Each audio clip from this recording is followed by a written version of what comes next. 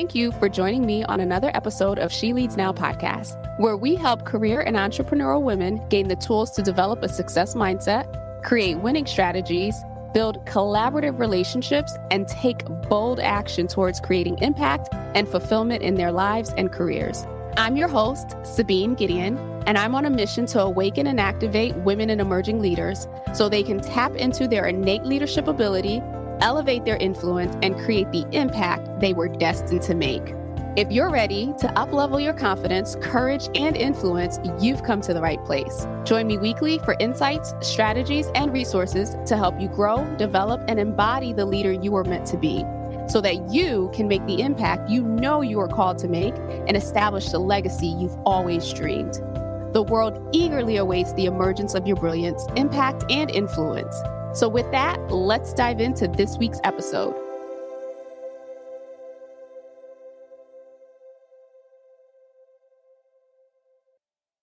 Hello, and welcome to another episode of She Leads Now. I'm your host, Sabine Gideon, and we are back for another installment of the 3M series, Mindfulness, Mindset, and Manifestation. So at the time of this recording, it is summer. We're winding down summer, actually, of 2023. I know that many of you have been traveling. Many of you have been on the go.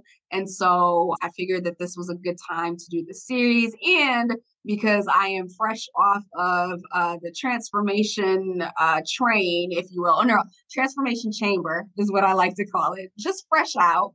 I wanted to take this time to share what that has been like, because most of the episodes that have been released this year have actually been episodes that I recorded last year.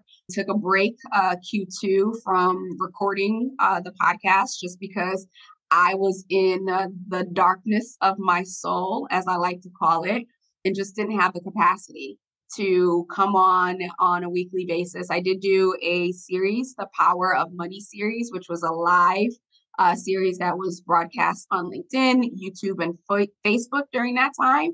And it was really focused on helping women heal their relationship with money and some of the money wounds that they may have. But ultimately, your girl was done, and she needed that time and she needed that space, which is what we're going to be talking about today. Around setting boundaries, learning to set boundaries. And through this process of transformation, I thought I had boundaries before, but I learned my boundaries were loose as a goose and needed some tightening up. Mostly the boundaries that I learned to set were boundaries for myself and boundaries with others, and being okay with setting boundaries. And so we'll talk through what that process looked like. If this is your first time listening to the show, welcome. I'm so excited to have you here. If you have not caught the previous episodes of this series, go back and listen. You'll learn a little bit more about what started this transformation chamber experience. I did not expect it to be a transformation chamber experience. I just thought it was, oh yeah, I'm going to level up in my business. And it turned out to be by far the biggest transformational experience I've had to date, as well as the most grueling, the most healing, the most powerful, and the most growth oriented. So I'm excited to be on the other side. Don't get me wrong. But at the same time, I recognize that, it does no one any good to just hear about rock bottom to ultimate success. We hear that so much, which is what makes growth scary or demotivating, or when people experience resistance during their process of growth. That's why people tend to walk away or let go, or just say, you know what, life is this way and it's always going to be this way. And if I've learned anything through this process, is that we really truly have the power to create the life that we want. It will require us sacrificing the life that we have, the beliefs that we have, some of the people that we have attracted into our lives, but it's not impossible to change your life. And I'm proof and a living witness to that. And I've coached others who have done the same. And I've been coached by others who have done the same. So I'm a firm believer of it. And so I'm sharing my process so that I can give you a little bit more of the behind the scenes of what you hear a lot of these coaches talking about. so that one, you're not crazy. And two, if and when you are in that process of transition, that you have some tools that you can pick up or add to your tool belt to help move you through the process of transformation. And so, as I mentioned today, we're going to be talking about setting boundaries and what that looks like. So, I grew up as the youngest within my household. And, I share this all the time, but basically, our subconscious mind from 0 to 7, right? So, from conception to about the time we're 7, our subconscious mind is processing everything that we experience. So, whether that's the emotions of our parents, what's being said in the household, how we are dealing with our siblings, how we deal with caregivers, how we deal with people at school, kids, teachers, all of these messages. It's like our subconscious mind is just like it's on record.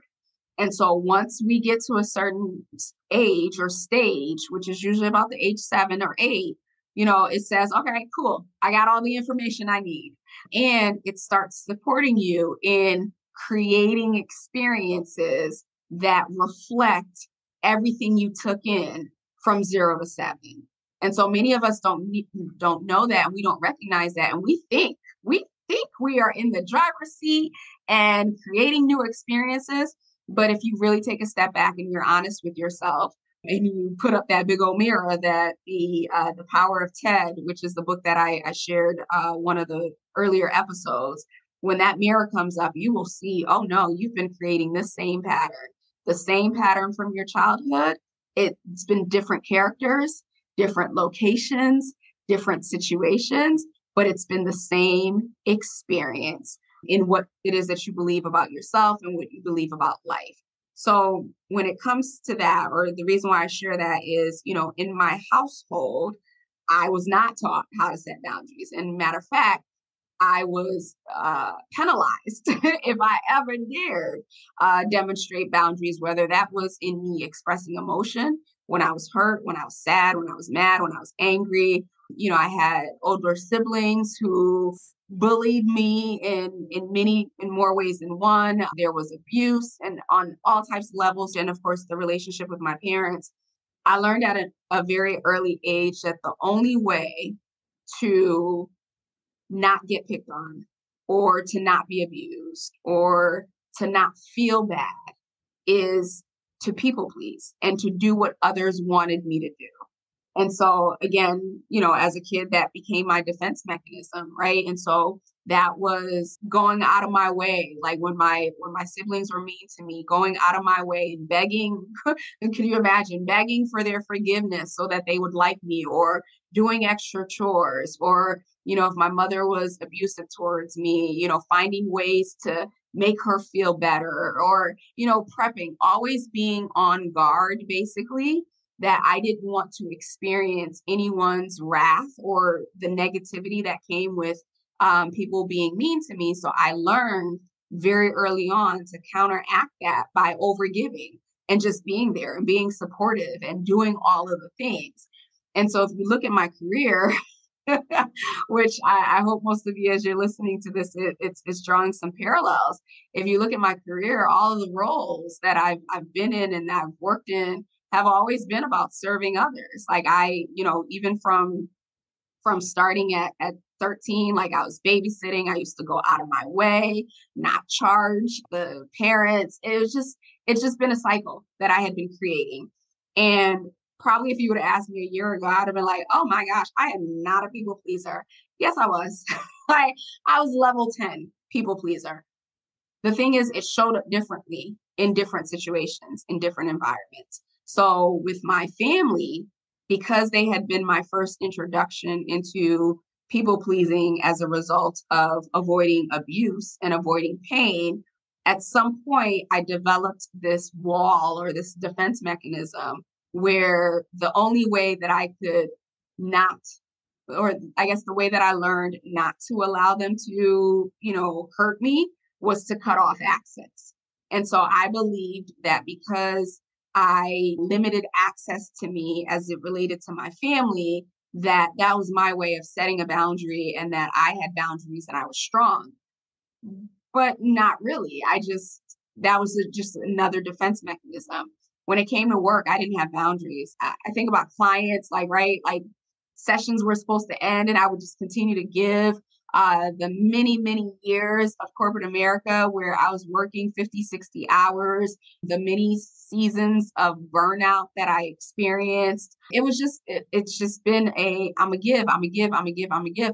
But I never saw it as people pleasing. So I didn't realize that I struggled with boundaries because there was the part of me that recognized that I wanted people to like me. And if I wanted to avoid pain or not feeling good, that the only way to counteract that or to get in front of that was to give people what they wanted or what I thought they wanted or needed to, in some cases, like me, but also in many cases, not to hurt me or not to abandon me or not to shun me.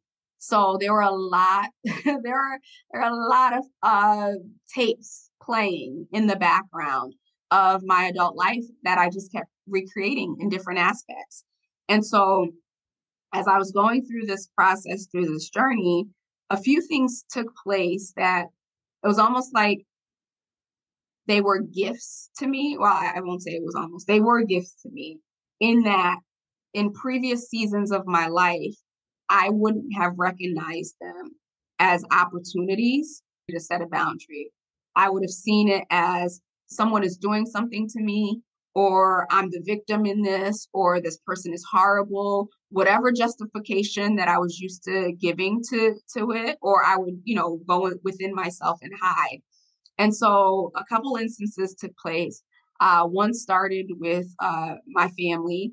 And once that took place, and I think my eyes were a lot more open, I recognized that one, I had to heal because there were some things that I thought it was about setting boundaries where no, I was just putting it away. So there was a whole process of healing with members in my family. And then one member of my family in particular, who for a very long time, I had convinced myself that this was the closest relationship that I had. And, this is just the way that she is or was, or whatever the case may be. This particular boundary stepping, if you will, or overstepping in this place of awakening that I was in caused me to see or allowed me to see that the foundation of our relationship has always been me being the people pleaser and experiencing the narcissistic behavior. And in that moment when it happened, it was devastating because it was almost like I'd been living this lie. I had been living this lie, the person that I thought was the closest person to me. And if no one else in the family cared about me, that it was this person. It was almost like my eyes were open and I was just like, oh, wow, no, that's not true. And my behavior towards this person or with this person has reinforced this treatment of me. And I had to make the tough decision that, you know what, this person can no longer have access to me. It didn't mean that I cut them off. It didn't mean that I stopped talking to them. We speak occasionally, but I made the decision and I guess I gave myself permission to stop pretending. And so that was one catalyst. And then I experienced a couple other things with people who were more or less relatively close to me, or at least they had access to me. Let's put it that way.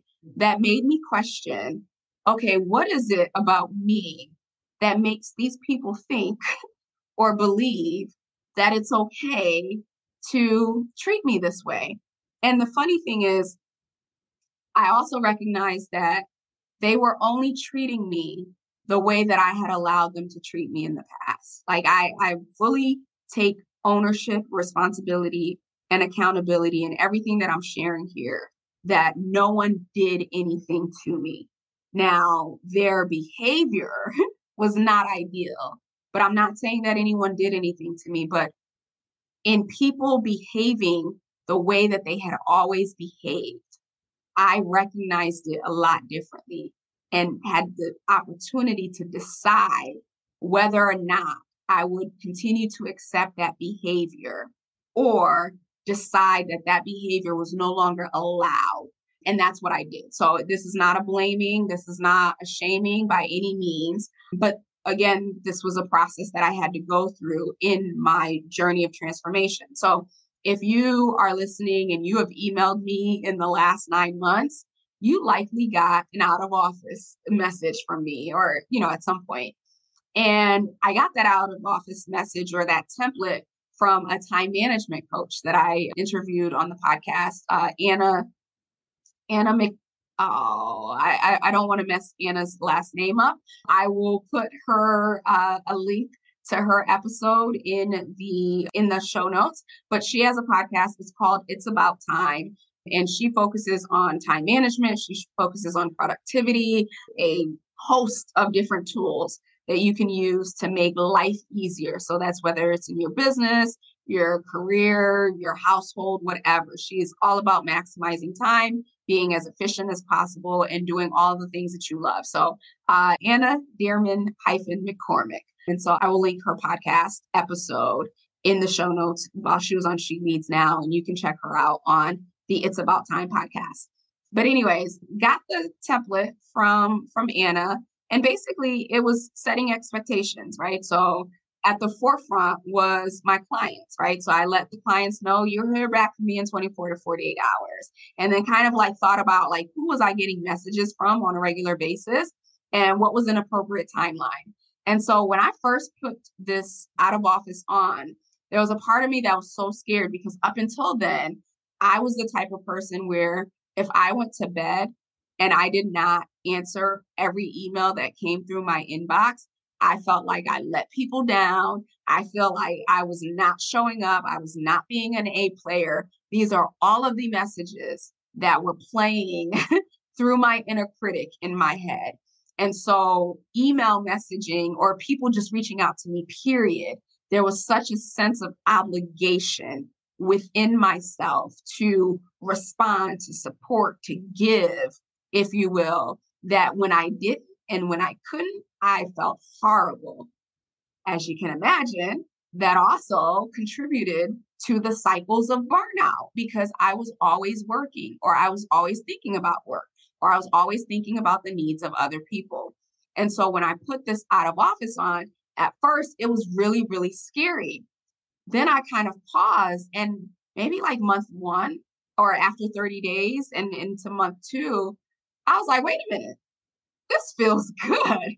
This feels kind of good. So I moved from being scared to feeling guilty to thinking like, wow, I can go to bed with emails in my inbox.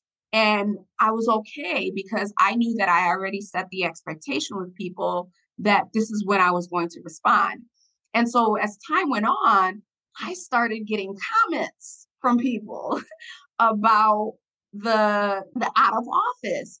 And at first I was triggered and I couldn't understand why I was so triggered by the commentary. And they didn't come through as like, how dare you put up that out of office? No, that would have been too easy. They came through more so as, yeah, it's nice that you could put up this out of office that, tells people that you're not going to get back to them anytime soon. It was those little sly comments. And at first, again, like I said, I was moving through feeling guilty and shamed and all that other stuff. And so when these comments started coming in, when I was in that space, like, again, it was triggering my insecurity. Like, maybe I should take it down. Oh my gosh, what am I doing? Like, who do I think that I am? That I could be telling people that I won't get back to them or I'll get back to them when I have time. I was internalizing the messages of these people until it took a while for me to realize that no.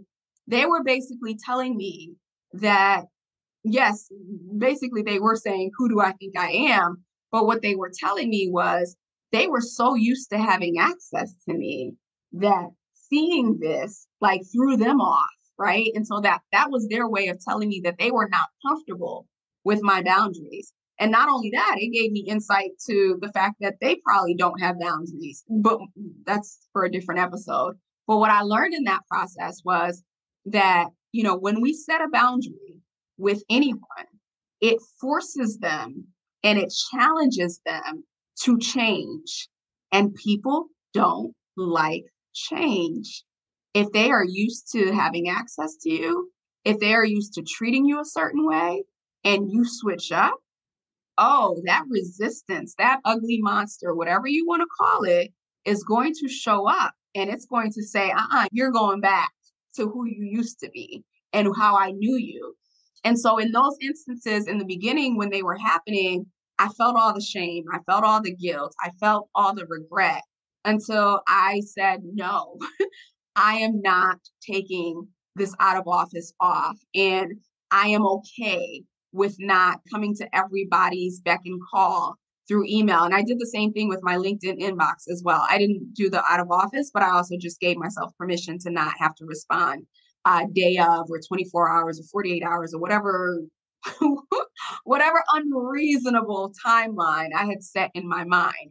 So through that process, I share this to share that, even when we are in our space of transition and transformation, and we start to experience, wow, this is me taking my power back, expect people not to like it.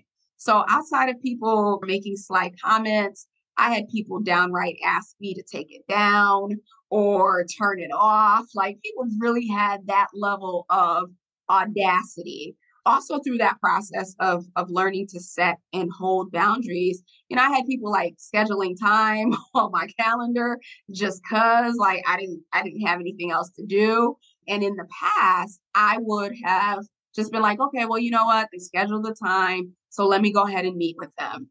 But because this was happening in this time and space where I literally just didn't have the capacity. I told you guys in the last episode, there were a few months where I just was in darkness and empty.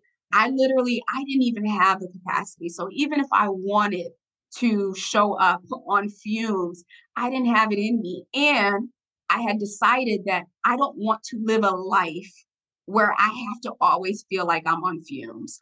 I want people around me, or I want people in my circle or in my space or clients, whatever, who respect those boundaries. And anyone who couldn't respect those boundaries, you don't have access to me. So between the sly comments, between people coming out their mouth crazy and asking me to take down the out of office, to people just, expecting time from me. I remember this one situation, and I won't go too many details, but you know, someone had reached out because they wanted to hang out with me, right? And again, I'm telling you, I'm at my lowest, lowest financially, lowest spiritually, lowest emotionally. Like I'm fighting for my life literally every single freaking day.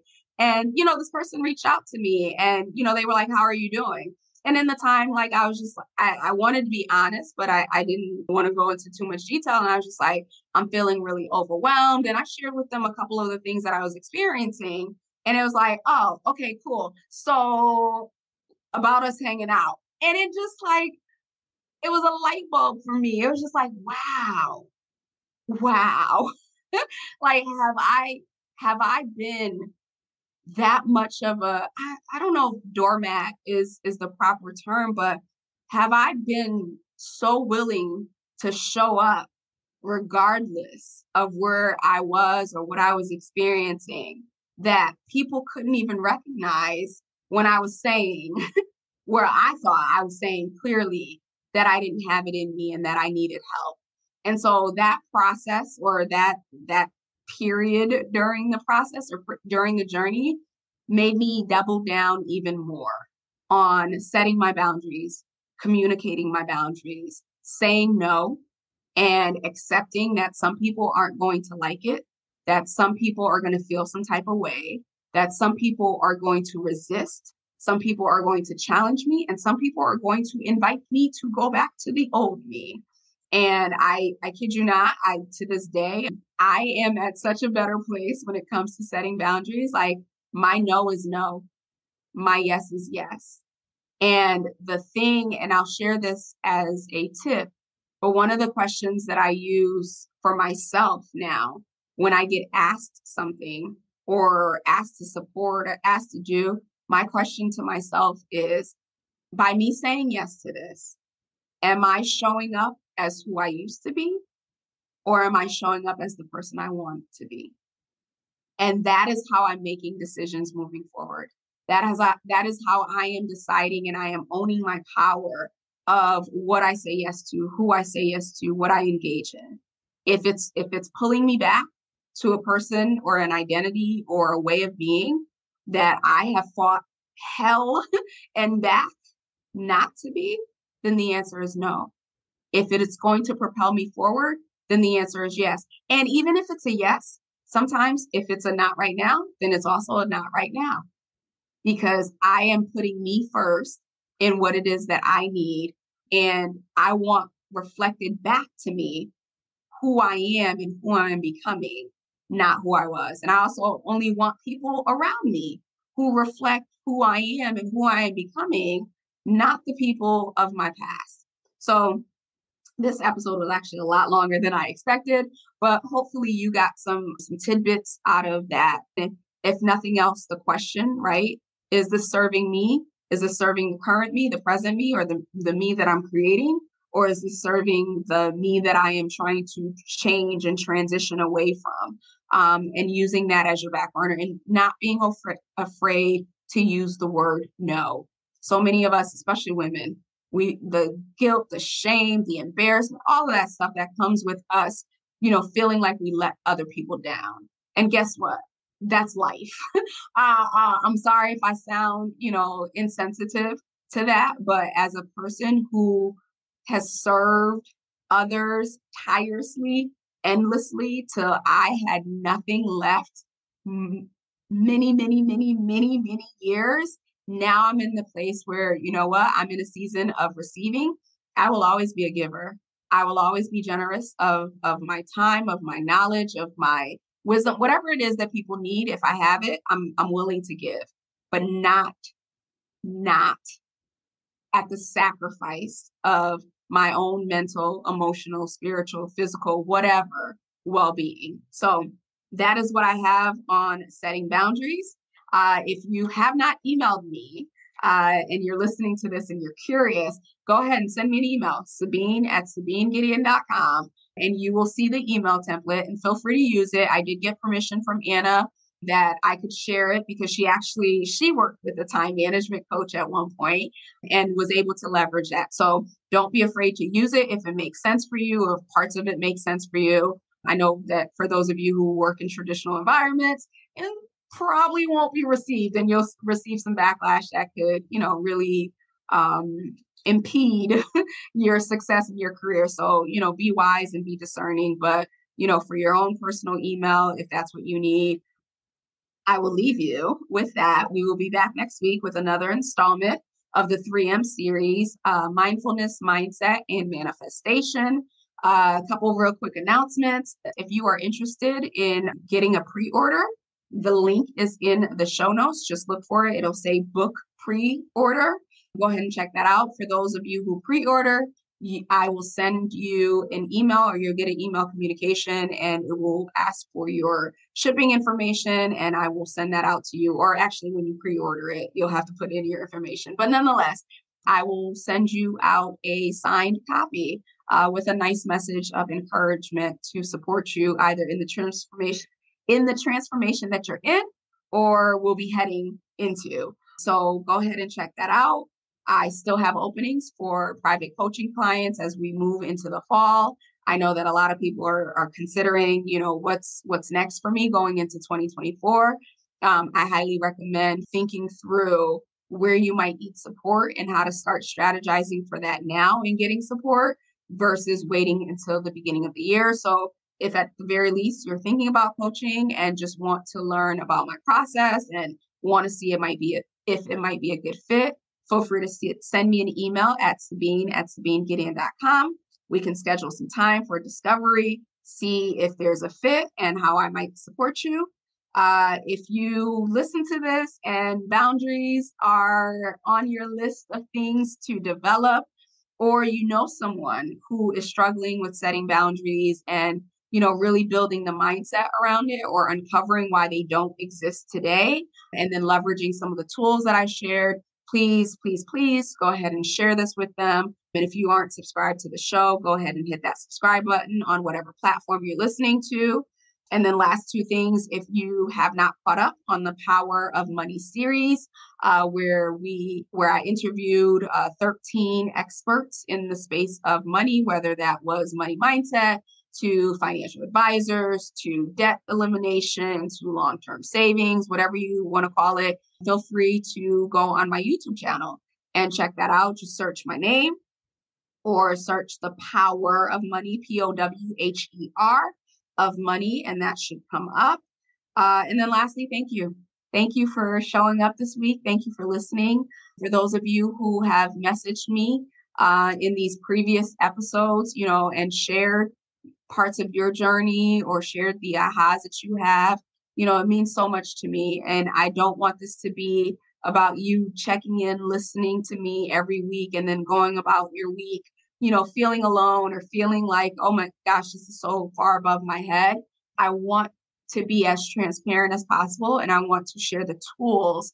And so please, at the very least, as you listen, write down some of the tools, write down some of the things that spark for you. Maybe you don't need it right now. Maybe it'll be months from now before it shows up, or maybe it'll be days before you come across someone. But nonetheless, I do appreciate you tuning in. I appreciate you sharing with me. Feel free to let me know if there's anything specific about the journey. I still have more episodes on this series that I will be sharing. But if there's anything specific that you want me to talk about or to share or to shed some more light on, I'm happy to do so. Just send me an email at Sabine@SabineGideon.com.